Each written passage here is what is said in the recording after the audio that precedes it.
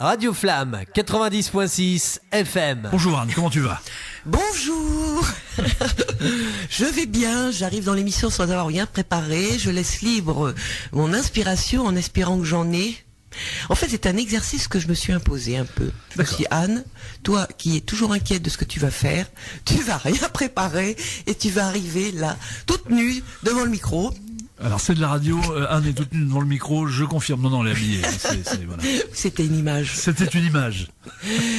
Et puis, tant pis pour les jugements, tant pis pour ce que peuvent penser les gens de moi, tant pis si... Et c'est vrai que là, j'ai quand même un petit, au fond de moi, une petite tension qui va disparaître au fur et à mesure, je pense. Voilà, donc, et tout ça pour vous dire que il faut des fois oser faire des choses que quand on a des peurs, si on n'ose jamais, on ne sait pas où on en est. Et puis on a le droit aussi de ne pas réussir, on a le droit aussi d'échouer. Enfin, des peurs, ce sont des peurs, ce sont des limites. Hein, c'est comme des murs. Tu te confrontes à tes peurs, donc tu agrandis ces limites, tout simplement. Hein. Oui, mais c'est des fois difficile. C'est des fois difficile parce que on a l'impression qu'on risque gros. Quoi. Donc je risque gros maintenant. Il y a mon père me disait toujours cette phrase: le pire n'est jamais sûr. En tout cas, je voulais souhaiter une bonne année donc à tout le monde, bien sûr, tous nos auditeurs. Bonne année, bonne santé, du bonheur. Et justement, je me fais la réflexion. Oui, on souhaite tout ça. Bonne santé. Surtout la bonne. Oui. Qu'est-ce que c'est qu'une bonne santé ? Et du bonheur, mais qu'est-ce que c'est que le bonheur? Et justement, je voulais partir sur ces réflexions. D'accord, oui, parce que quand Anne dit qu'elle n'a rien préparé, elle a quand même 2-3 petits feuillets devant elle quand même. Hein. Non, mais d'habitude, je mets du temps à avoir un thème, à développer, à faire des recherches. Là, j'ai rien fait du tout. J'ai juste marqué quelques petits mots pour les repères, mais c'est tout. Et là, je suis vraiment sans filet, Lionel. Écoute, je vais essayer de te rattraper si c'est pas trop. Là, je te vois marcher sur la corde. Pour l'instant, tout va bien. En tout cas, ce que je peux donner avant de parler de démarrer sur ces réflexions, c'est de l'année 2019. En numérologie, 2019, ça donne le chiffre 19 plus 2. Alors ça fait 21. Oui, donc le chiffre 3. Le chiffre donc on 3. est dans l'année universelle 3. Année universelle 3, d'accord. Oui. Donc, par rapport aux événements qui se passent aujourd'hui, on pourrait s'inquiéter, mais c'est vrai que ça va, je pense, s'accentuer un petit peu quand même, parce que le 3, c'est quand même un chiffre d'échange, de revendication, chiffre de communication, oui, etc. Donc, je pense que cette année va être une année... certainement avec des revendications encore, des manifestations, etc. Mais en même temps, je pense qu'il peut y avoir des groupes qui vont commencer à de plus en plus se distinguer avec des idées communautaires.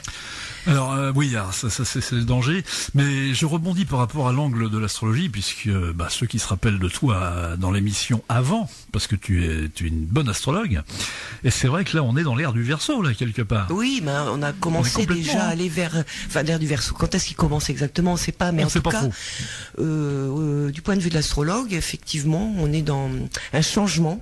Un changement de notre monde maintenant. Les schémas de pouvoir aujourd'hui vont disparaître.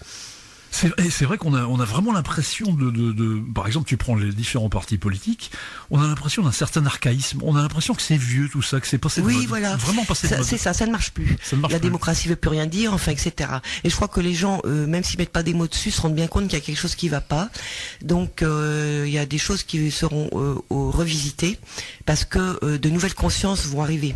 Si ce n'est pas déjà fait, il y a des gens qui commencent déjà à se rendre compte que on peut vivre peut-être autrement que comme aujourd'hui, enfin que les pouvoirs ne sont pas bons, etc. Et qu'il y a d'autres manières de faire. Là, on sort du schéma de la consommation classique qu'on avait jusqu'ici, où les gens, on les persuade qu'ils ont besoin de ci, de ça, mais en fait c'est faux.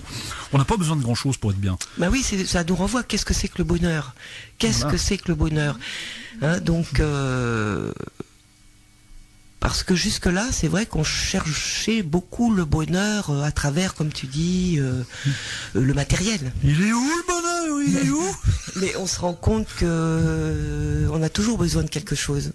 Quand on a acquis quelque chose, On est peut plus être sûr que hop, on aura envie d'autre chose. On est toujours effectivement. Et voilà, et ça c'est l'ego un petit peu qui est jamais content, qui est jamais satisfait. Donc c'est vrai que on peut longtemps être dans l'illusion de penser que de posséder des choses va nous donner du bonheur. Alors que c'est complètement faux. Et justement, c'est peut-être ça le changement. C'est que de plus en plus de personnes s'aperçoivent qu'en fin de compte, il y a peut-être des choses plus simples à mettre en place. Que le bonheur ne vient pas de l'extérieur. C'est exactement parce que effectivement tous les concepts, si tu veux, se rapportent à des lois physiques. Moi, j'ai toujours pensé ça. C'est-à-dire, tu prends la fameuse loi d'Einstein. Alors évidemment, je vais pas vous faire la relativité en direct, j'en serais même incapable, mais ceci dit, je comprends ce que ça veut dire. E égale MC2. C'est pas E égale CM2, ça n'a rien à voir. Ça, c'est pour ceux qui sont en CM2. E égale MC2, ça veut dire quoi? Ça veut dire que c'est de l'énergie qui se transforme en masse. Eh bien, le bonheur, c'est pareil. C'est une énergie qui se transforme en masse d'objets que tu collectionnes dans ton garage. Et plus tu as un garage, et là nous pensons à une personne dont on ne va pas citer le nom, qui a un garage rempli de choses, et plus tu convertis ce bonheur en masse de choses, moins tu es heureux. Parce que ton garage déjà est plein, ça pose des problèmes. Ça te perturbe. Plus on possède de choses, plus les problèmes arrivent. Plus les problèmes arrivent. C'est vrai, parce que moi, en fait, je me suis aperçu naturellement que moi, je possédais des choses, mieux je me sentais. Parce que moi, j'ai des problèmes à régler, en fait. Déjà, en plus, quand tu ouvres tes placards, tu possèdes des choses, t'as une angoisse, c'est-à-dire que t'as une épée de Damoclès en permanence, c'est-à-dire que tu ouvres tes placards, t'as tout qui te tombe sur la figure, hein, si c'est mal rangé. Tandis que quand t'as rien, mais c'est bien. T'as rien qui te... Voilà, t'es content, il y a de l'écho chez toi. Tu peux même faire des polyphonies corses. Bien sûr, puis on a moins peur de perdre aussi. Et on a moins peur de perdre, voilà. Revenons à la simplicité, back to basic. Mais ça, c'est à chacun de faire ses expériences par rapport à ça. Donc, et le bonheur, qu'est-ce que ça serait? Le bonheur, sans gratter plus loin, qu'est-ce que tous les êtres humains recherchent à travers tous les comportements, plus ou moins d'ailleurs, violents, ou etc. Qu'est-ce qu'on recherche? Bonne question. Tu me poses la question. Oui, écoute, quelque part. Qu'est-ce qu'on recherche vraiment? Moi, je pense qu'on cherche une certaine quiétude, un équilibre, peut-être un centre. Enfin, moi, personnellement, c'est ce que je cherche.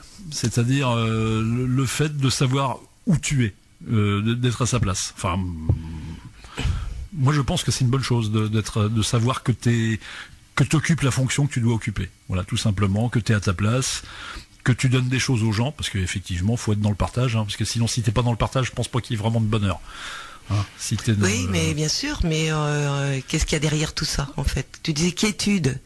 La quiétude, c'est la paix. C'est la paix, effectivement, la paix intangible, mais que tu peux avoir tout le temps. Oui, d'ailleurs, on s'en rend bien compte quand on est en état de méditation, quand on est dans la paix, mais tout est merveilleux, tout va bien. Les problèmes n'existent pas. Donc, à travers tous les comportements que peuvent avoir les gens, même des problèmes violents, c'est souvent pour la consommation, les actes violents, etc. C'est souvent pour assagir des tensions, pour retrouver la paix. Il y a toujours, tous les êtres humains cherchent la paix, quelque part, la quiétude, l'équilibre, comme tu dis, la paix. Moi, je mets le mot paix parce que c'est assez large. C'est vrai que cette paix-là, on peut la vivre un certain temps, selon l'investissement qu'on a mis avant. Par exemple, on achète une grande maison, ça va durer un certain temps. Alors, peut-être que c'est juste une paire de chaussures, ça va durer moins longtemps, mais il y a une espèce de tension qui s'envole, et on se retrouve dans cet état de paix, comme si on était rassuré avec soi-même. On est en sécurité avec soi-même, la paix. C'est pareil, les gens qui vont, par exemple, ils sont en colère, ont cassé la tête à quelqu'un. Pourquoi? Ils sont en tension. Ils sont en tension, oui. Bon, le fait de frapper ou même de tuer, je parle à des tueurs, etc. On a beau dire, bon, c'est sûr que c'est une maladie. Enfin, c'est pas, je ne valide pas ça. Mais quelque part, qu'est-ce qu'ils recherchent derrière? Ils recherchent à justement apaiser leur tension. Ils recherchent toujours la même chose, la paix. Alors on précise, messieurs les méchants garçons, apaisez vos tensions autrement. Il y a d'autres moyens de faire. Il y a d'autres moyens de faire. Ça c'est sûr, mais c'est pour expliquer qu'en fait, c'est universel, la paix.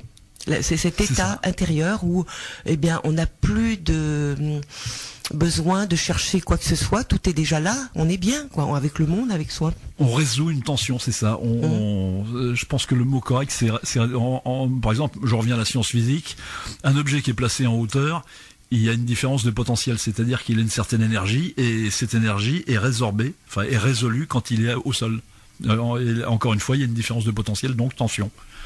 Mais ceci dit, le monde marche avec de la tension aussi.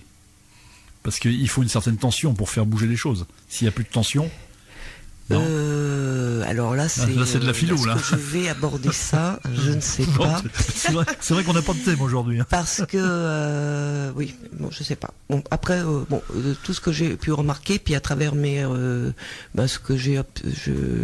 mes recherches, etc. Je pense que le point commun à tous les êtres humains, malgré tous les comportements qu'on peut juger de négatifs ou de positifs, on est tous en recherche de paix. Et la paix, c'est pas le manque d'action. Et pour rebondir sur ce que tu disais, effectivement, quand on veut une chose et puis l'autre, effectivement, non seulement il y a une tension pour atteindre cette chose, mais le fait est qu'on est toujours dans la frustration. Parce que, effectivement, tu vises toujours une chose que t'as pas. Donc, qu'est-ce que tu vis? Eh ben, tu vis que tu ne l'as pas. Mais oui, parce qu'on cherche à l'extérieur ce qu'on a déjà à l'intérieur. C'est ça. Cette fameuse paix. Et quand on a compris, effectivement, mais c'est pas facile à comprendre, qu'on a déjà tout ce qu'on... Ça se comprend pas, ça se vit, ça s'expérimente. C'est ça. Enfin, je dis ça, j'ai l'impression de jouer les grands sages, mais c'est faux, hein. J'en suis pas à ce stade-là, parce que moi-même, je désire des choses.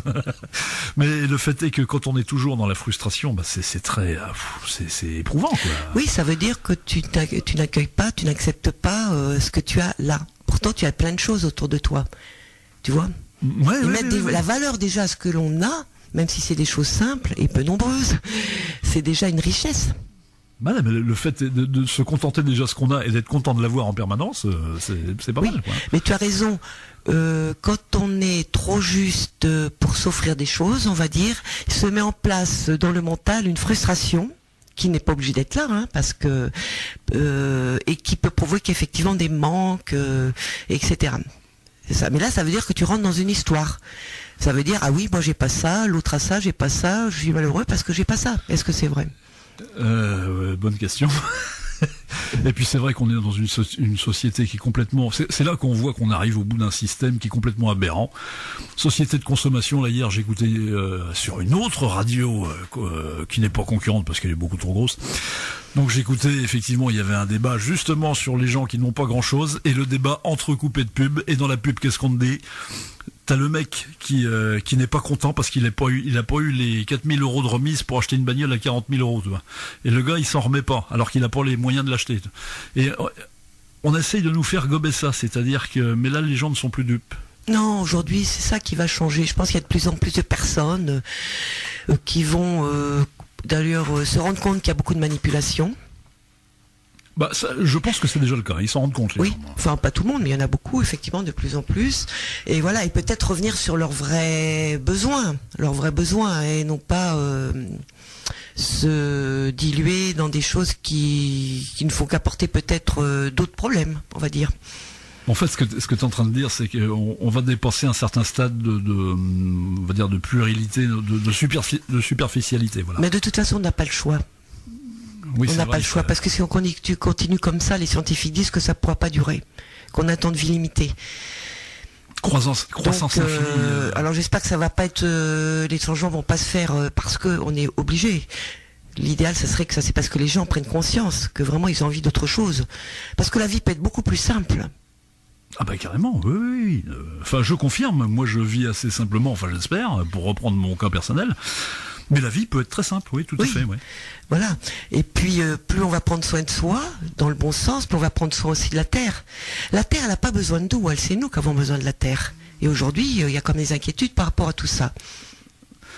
C'est-à-dire que si tu prends vraiment la chose au sens philosophique, quand on dit qu'on s'inquiète de la Terre, en fait, on s'inquiète de pour nous. on s'inquiète de nous dessus, pour nous, parce que la Terre, elle s'en fiche, même si, je ne sais pas, moi, s'il arrive des cataclysmes, que la Terre, que les pôles se réchauffent, etc., mais la Terre, elle s'en fiche, puisqu'elle, une fois débarrassée des humains, elle reprendra son cycle, et puis voilà. C'est plutôt nous qui nous inquiétons de notre confort sur la Terre. De notre confort, mais aujourd'hui, c'est vrai qu'il y a certaines personnes qui ont, soi-disant, un grand confort, et à quel prix, et puis t'as les autres, qui sont abandonnés. Au niveau de la Terre. Oui, complètement. Oui. Alors qu'avant tout, nous sommes des terriens. Nous sommes des terriens, mais... Ce qui fait beaucoup de mal, c'est toutes ces frontières. Mais tu sais, il y a un proverbe de riche qui dit « Si t'es pas propriétaire, c'est rien. » Mais justement, si personne n'était propriétaire, la Terre appartient à tout le monde. Ça, c'est très utopiste, c'est très Verseau, c'est vrai. Je suis Verseau et j'ai toujours pensé que pourquoi mettre des frontières? La Terre appartient à tout le monde. Pourquoi est-ce qu'il faut des brevets pour vendre telle chose? Pourquoi comme si certaines personnes s'approprient des morceaux de la Terre ou des plantes ou etc. pour en faire un commerce, etc. Je pense que l'humanité peut vivre très bien sur la terre, en sachant qu'effectivement l'homme peut se contenter de manger des légumes et des fruits, en étant en très bonne santé. Donc tout le reste, pour moi, c'est de l'esbrouf quelque part. J'ai vu un truc sur le net, et ça va te parler, parce que c'est très Verseau. C'est un Indien qui a dit ça, je crois que c'est Sitting Bull, mais je suis pas sûr. Alors avec la tête de vieil Indien, et puis t'as la citation en dessous qui dit quand on aura vidé les océans, qu'on aura pêché tous les poissons, qu'on aura tout pollué, enfin qu'on aura tout saccagé, on verra que l'argent ne se mange pas. Et ça, j'avais trouvé ça sympa. C'est-à-dire une fois qu'on aura justement dépensé toutes nos ressources, qu'il n'y aura plus rien, parce qu'effectivement les gens c'est le profit maximum, toujours plus de pognon et toujours plus de saccage, etc. Une catégorie de gens. Une catégorie, pas tous. Qui fait qu'ils mettent pas à l'aise les autres. Voilà, mais ceci dit, c'est le courant dirigeant quand même. Enfin bon, là c'est mon opinion personnelle, voilà. Puisque tu me pousses à faire des confessions, tu vois, là ça y est. Eh oui. Par contre, je vais revenir toujours à notre propre pouvoir intérieur, à nous. Ce qui se passe dans notre vie quotidienne, c'est peut-être le reflet aussi de ce qui se passe à des échelles plus grandes, quoi. C'est l'effet fractal, c'est-à-dire qu'une situation effectivement se reproduit verticalement. Oui, quand on est en conflit avec son voisin, etc. Quand on écrase un petit peu les autres pour obtenir quelque chose, est-ce qu'on fait pas la même chose que ces politiques ou ces grands géants de la finance? Oui, c'est ça, c'est la projection de la même chose au niveau vertical. Ouais. Oui, tout à fait. Donc c'est tout ça qu'il faut voir. C'est ça les prises de conscience. Quelque part, c'est-à-dire c'est se rendre compte en fait que nous-mêmes on a nos propres nos propres besoins des fois d'aller écraser l'autre ou de juger ou etc. Voilà, donc de posséder l'autre, on est jaloux. Donc c'est exactement ce qu'on reproche à ceux qui nous gouvernent quelque part. On est tous un peu comme disait ce fameux proverbe, on est tous le compte de quelqu'un quelque part. Effectivement, on a besoin de s'en prendre. C'est la nature humaine. Enfin bon, là, il y a plusieurs courants.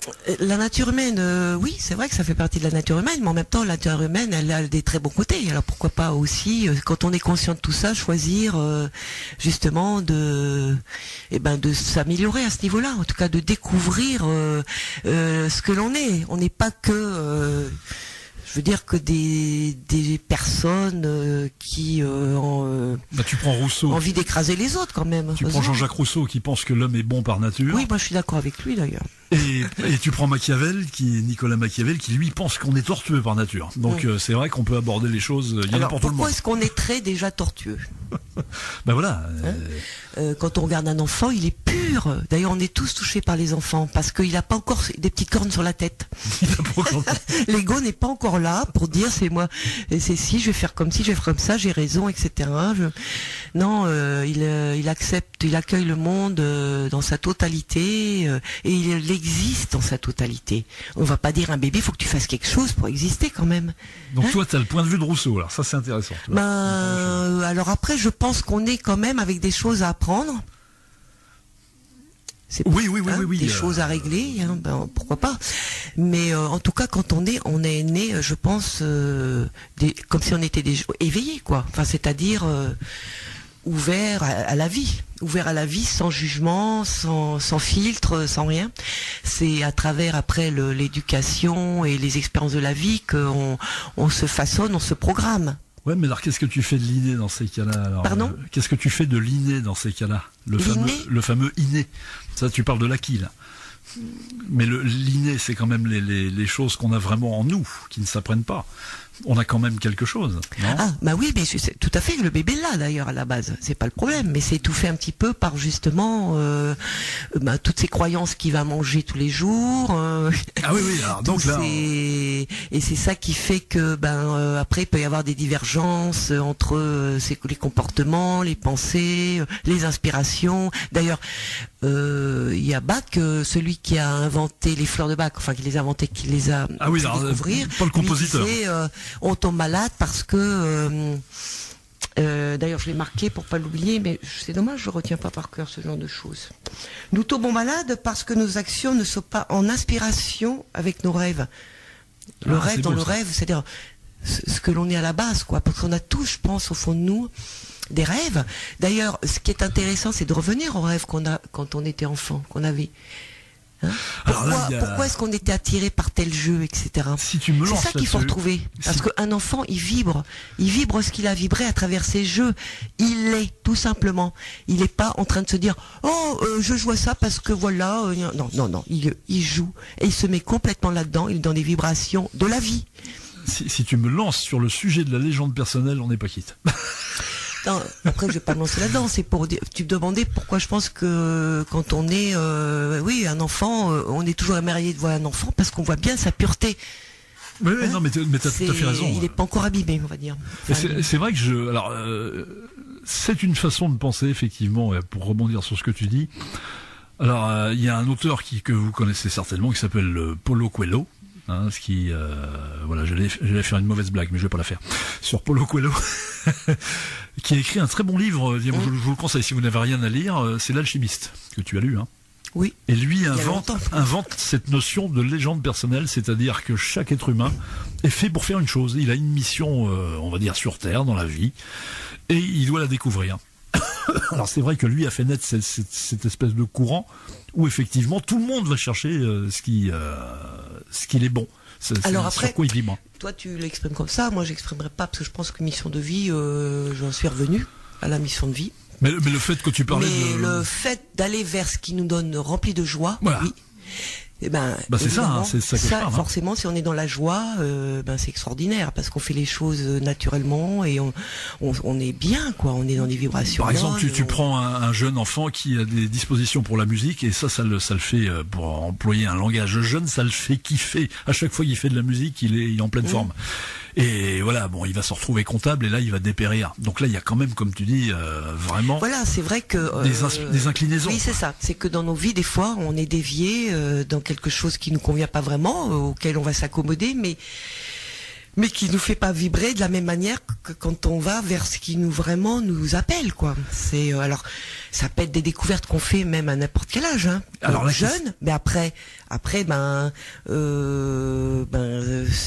il y a des gens qui changent à tout âge, 40, 50, 60, 80, il n'y a pas d'âge après pour s'autoriser à vibrer sur ce qu'on aime faire, ce qui nous rend joyeux.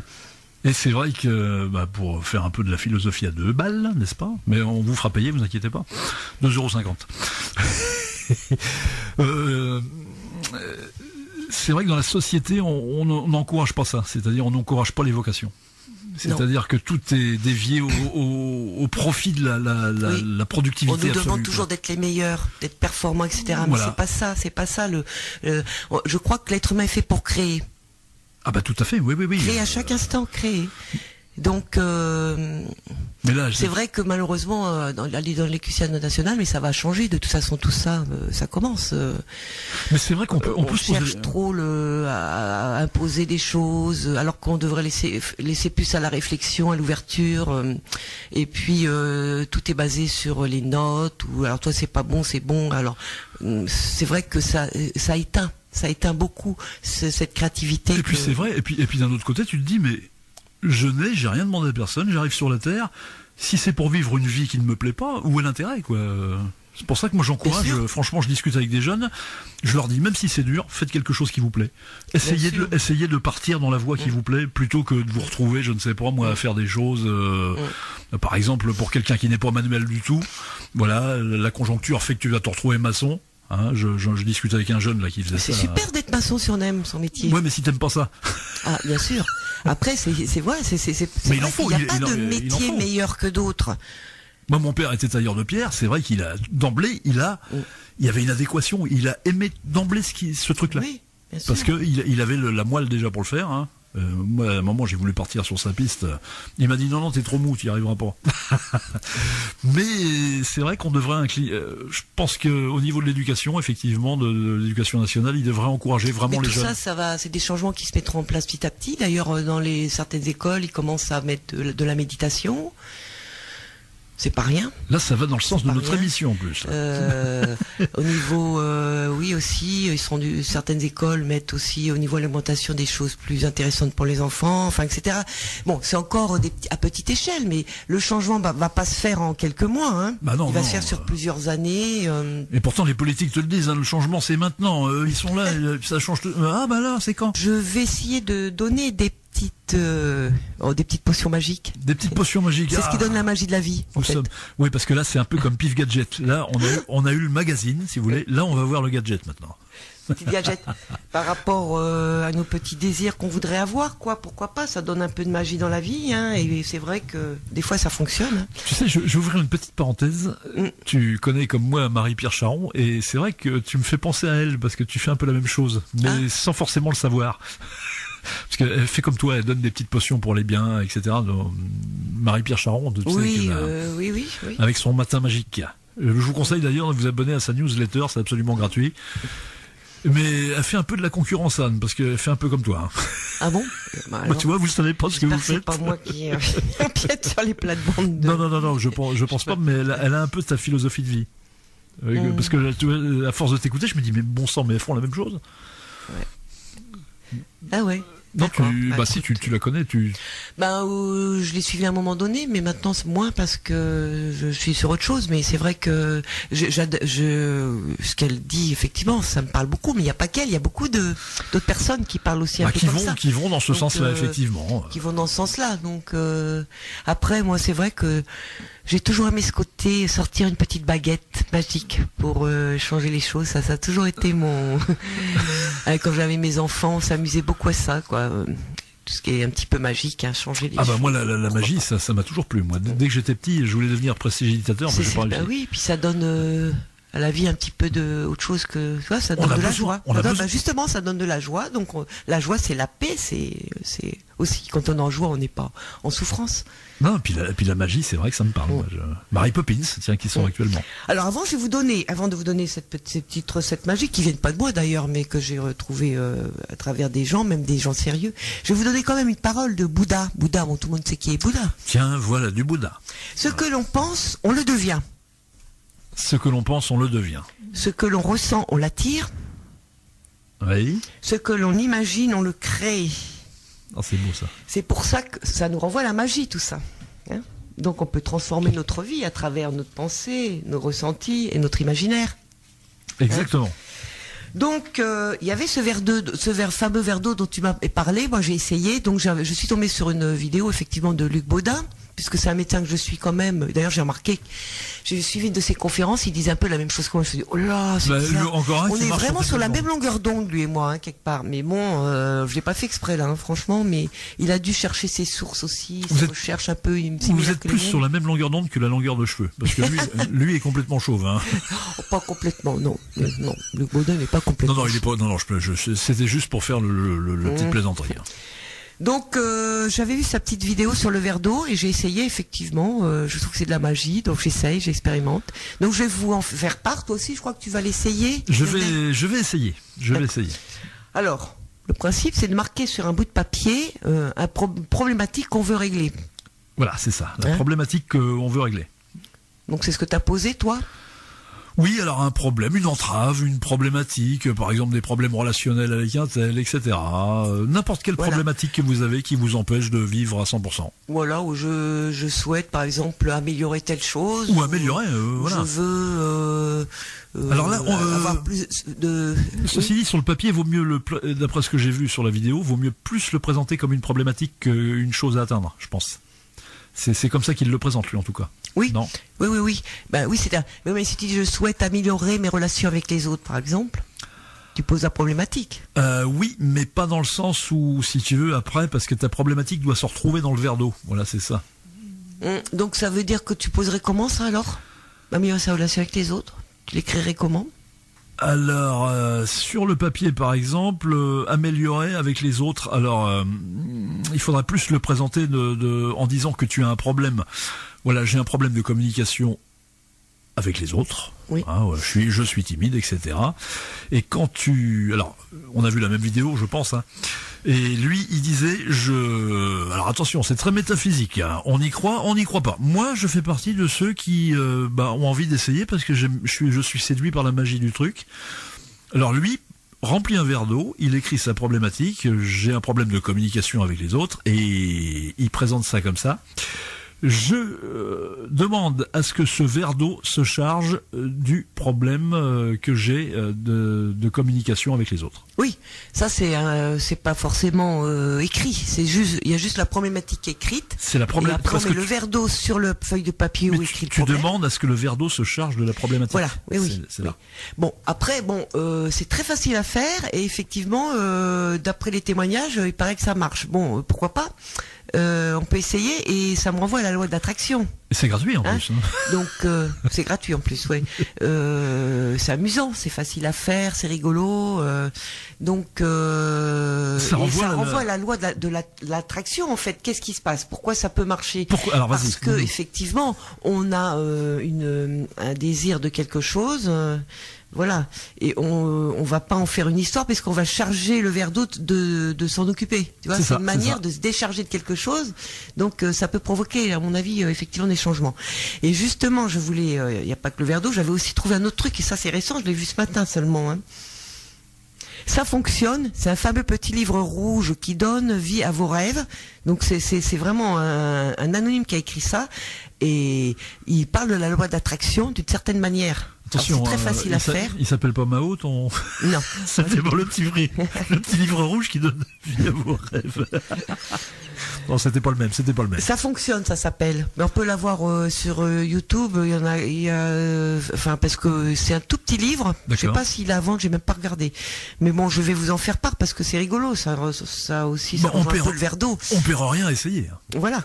Donc, on fait la liste de tout ce que l'on veut pour l'année, par exemple. Pourquoi pas, hein.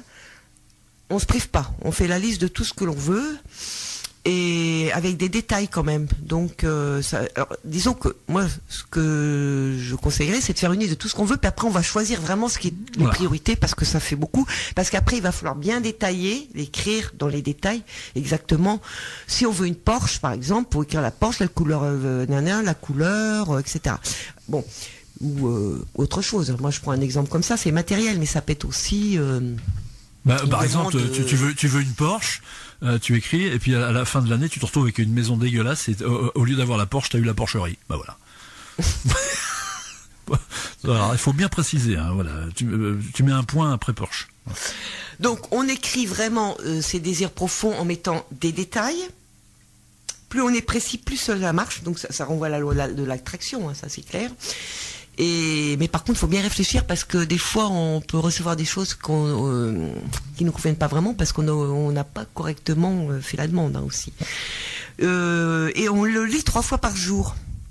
Alors ça me fait penser à la méthode Coué quelque part finalement, tu vois. On va lire 3 fois par jour notre liste de ce que l'on veut dans l'année. Enfin.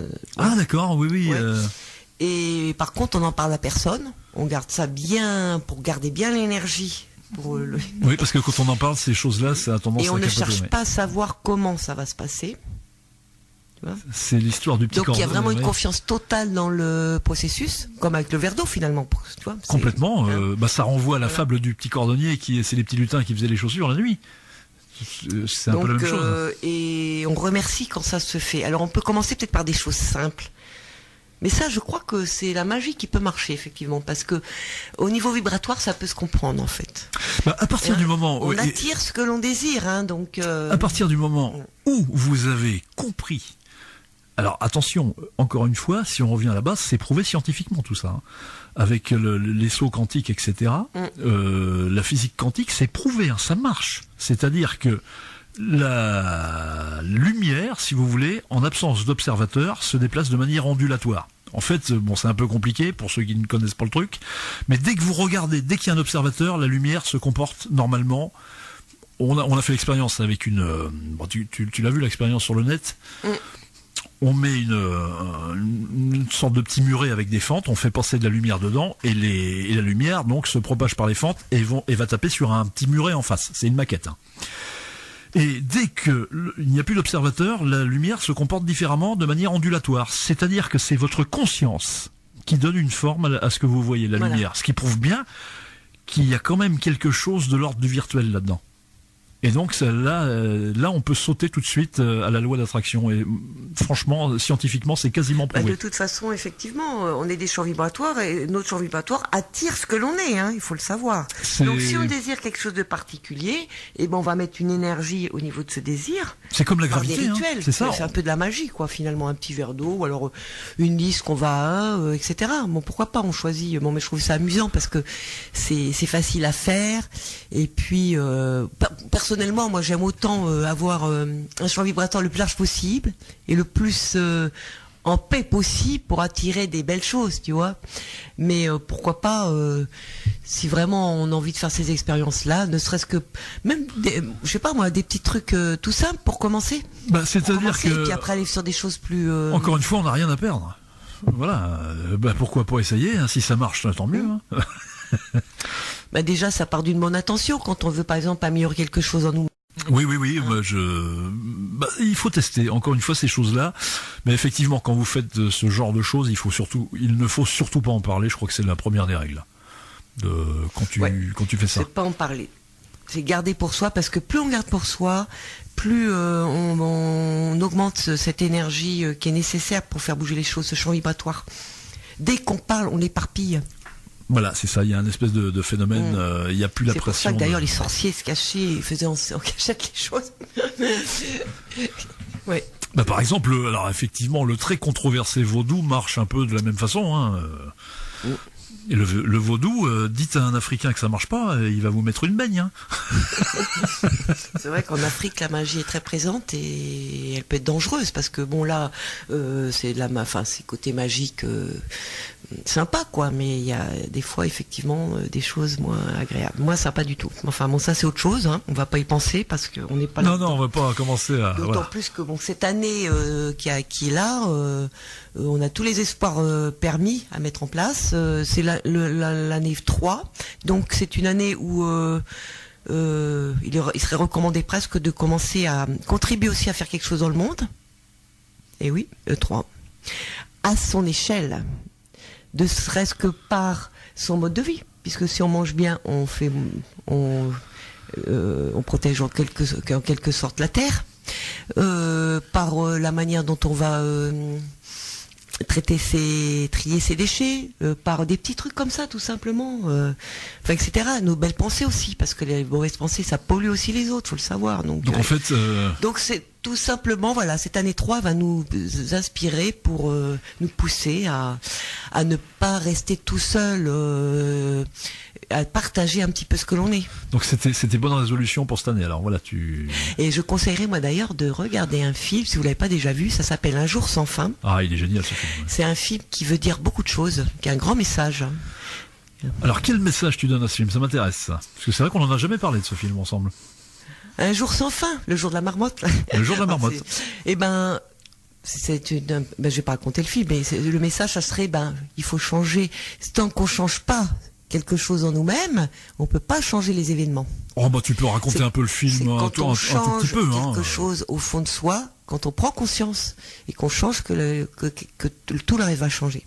Parce que et c'est ce que disait Gandhi, je le disais la dernière fois, le changement que vous voulez dans le monde. Soyez le changement que vous voulez voir C'est dans un le film monde. extraordinaire parce qu'il est très drôle en plus. Alors c'est un film avec Bill Murray, alors on peut le raconter succinctement pour illustrer ce que tu viens de dire. Très peu, oui. En fait le type est coincé, voilà, il est coincé dans une boucle temporelle et il revit sans fin la même journée. De toute façon c'est dit dans le titre, hein. Donc effectivement, alors toi tu traduis ça par le fait que tant qu'on ne fait pas ce qu'il faut faire, on n'évolue pas, quoi. Ah bah oui, tant qu'on reste dans son monde enfermé dans ses croyances, on peut pas. Ouais, c'est vrai que je l'avais jamais vu sous cet angle-là, mais oui. C'est en plus un personnage très désagréable qui pourrait avoir toujours raison, qui est vraiment dans l'ego. Regarde bien. Et il a la calamité pour lui, c'est qu'il va se réveiller tous les matins avec les mêmes trucs. Tant qu'il changera pas, tous les jours les mêmes trucs reviendront. Et oui, et d'ailleurs... Et c'est pour ça que c'est un film intéressant. Ça prouve à quel point on a le pouvoir de se changer et de changer l'extérieur. Eh ben, ça sera donc le mot de la fin, parce que figure-toi, pour la chanson de la fin, je vais rebondir sur cette chanson que Bill Murray entend tous les matins de ce jour sans fin. Ah, ben voilà. Tu te souviens de la chanson ? Oui, un peu, bien sûr. C'était une chanson de Sonny and Cher, I Got You Babe.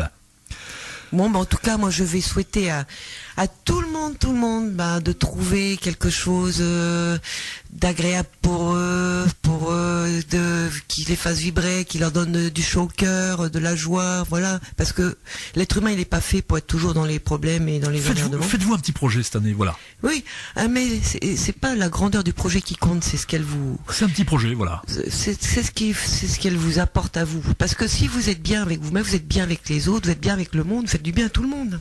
Voilà, quelque chose pas trop d'ambitieux, par exemple, une bonne résolution. N'en prenez pas 36 parce que ça marche pas. C'est quand on en prend trop, ça marche pas. Moi, plutôt que dire résolution, je dirais trouver quelque chose qui vous donne de la joie. Voilà, tout simplement. Résolution, ça fait aussi encore quelque chose qui est un peu oui, c'est vrai que j'ai obligatoire. Non. Quelque chose qui me donne... Qu'est-ce qui va me donner de la joie cette année ? Qu'est-ce que je pourrais faire qui va me donner de la joie, qui va être différent de ce que je fais d'habitude ? Ça peut être des choses très simples. Alors je vous souhaite à tous une très bonne semaine et je vous dis à lundi prochain. Radio Flamme, dans le Nord-Cotentin, 90.6 et partout en France sur www.radioflamme.com. Radioflamme.com